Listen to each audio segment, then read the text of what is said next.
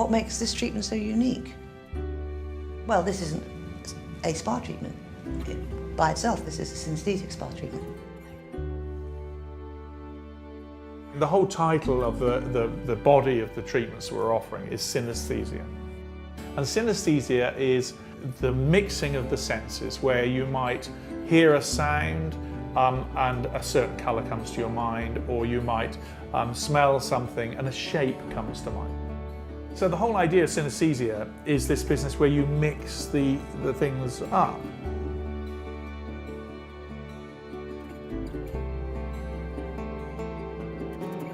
The further we started developing this treatment, the more we realised that it was a merging of all the senses and stimulating all the senses.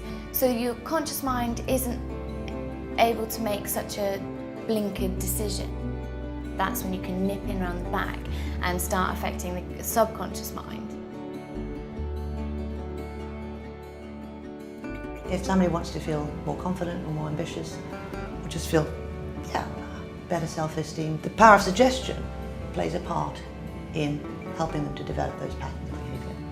So we use light and colour, the sound of the bird song and the music, the smells obviously. Essential oils are so powerful as a medium for communication. The smell sneaks right in there because people have got no barriers for it at all, none at all. And so it nips in and catches them unawares. You know, I like the idea that I can just mess with their minds a little bit with the essential oils. So I can imagine an oil that represents go-do. And that is how perfumery works. You have perfumes that you would imagine fit a lifestyle of people who go do, and then you have perfumes that fit a lifestyle of someone who lie on the sofa and don't go do. That's the starting point, putting the way one wants to feel together with an essential oil, which seem to promote, in fact, make you feel this way. So what if someone could come in and they could choose a word and everything was geared up to achieve that word, to make that happen?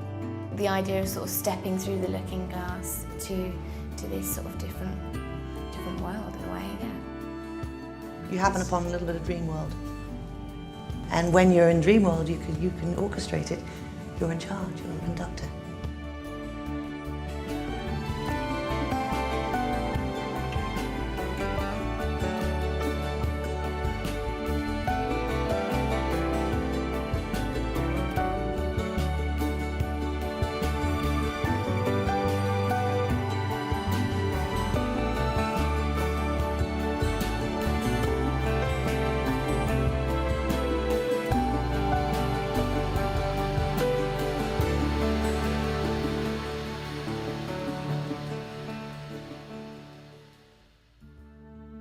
Simon, who was a musician, invited me to a concert, gave me free tickets to a concert, which is always wonderful. And I went along, and his whole theme was to take Englishness and celebrate it. So I started to question that a bit, because you come out and you think, well, they've done Moroccan spas and all these other things. What we need is an English spa. And wouldn't that be lovely? Anyway, then Kaylee and I talked about it and decided that it would be lovely to ask Simon if he would do some music. There's a whole vibrant contemporary English culture which is there to be celebrated. I didn't want to do just a corny English heritage soundtrack. You know, I really wanted to do something that was that represented, you know, cutting-edge English culture, but was rooted in the past and tradition.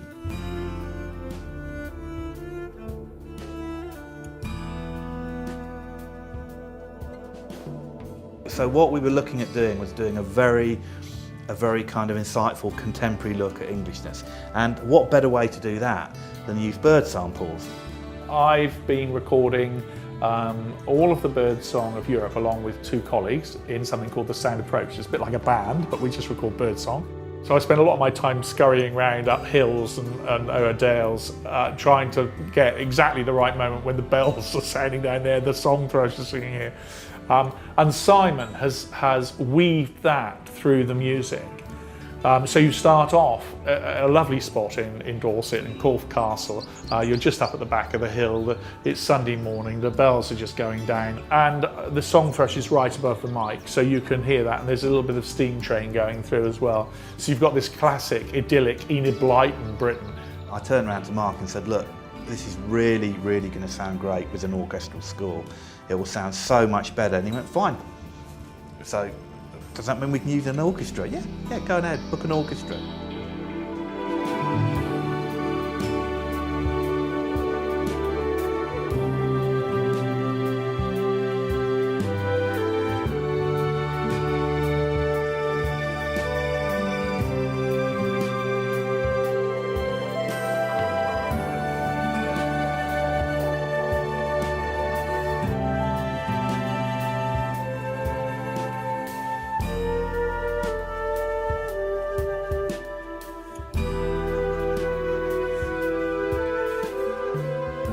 We ended up working very closely with the therapist, and in a way it turned into almost like a ballet, to the point where Gavin was saying, this is the point here where I go from the right arm to the left arm, this is the point where they turn over, and we ended up really fine-tuning it down to the nearest 10 seconds. It's like being in the centre of a ballet. Not being the ballet dancer, not being the audience, but being the whole thing. The whole point about synesthesia is it's a random play of the mind, it's a play of the imagination let free, it's disassociation. So we're not trying to give people, we're not trying to predict what they're going to experience. And that's what's lovely about this treatment, and I think it makes it very, very special. It is not, we're not doing it for medicinal purposes, and it's not suggested that's what it is. It's a lovely, relaxing treatment, but it is surprisingly effective. Really surprisingly effective, and a little bit disturbing in that sense, how good it is.